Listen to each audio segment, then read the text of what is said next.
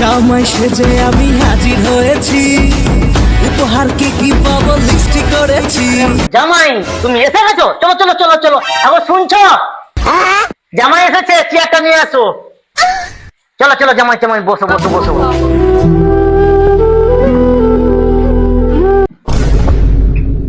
শুনছো, জামাইয়ের জন্য জল খাওয়ার ব্যবস্থা করো, যাও। ওগো শুনছো, একটু এদিকে আসো। ঠিক আছে আসছি। তো কিছুই বাজার আনুনি, জামাইকে কি জল খাবার দেবো? কি বাজার করে নিয়ে আসবো? জামাই তো এক ব্যাগ বাজার করে নিয়ে আসছি, ওকেই দে না। আরে বাবা এদিকে আসুন, এই ফলের ব্যাগটা আছে, নিয়ে যান ভেতরে। ঠিক আছে দাও।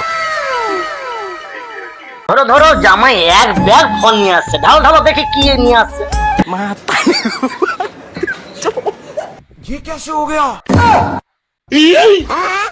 জামাই পচা ফল নিয়ে এসছে, এই ফল দিয়ে জামাই ষষ্ঠী করাবে এখন। বাবু এখানে বসো, এসো এখানে বসো।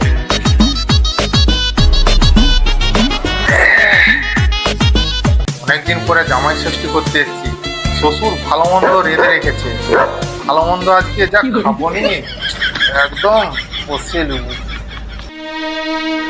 জামাই ফল টল নিয়ে এসছো, মিষ্টি নিয়ে আসো নি?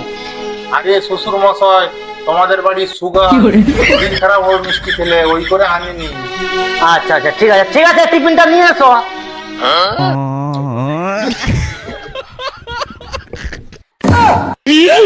বাবু বসে আছো কেন, খাও।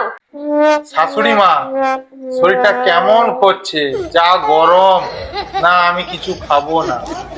কেন খাবে নি? তুমি তো এনেছো পচা কাঁঠাল, পচা আম, পচা তরমুজ, খাও বলে।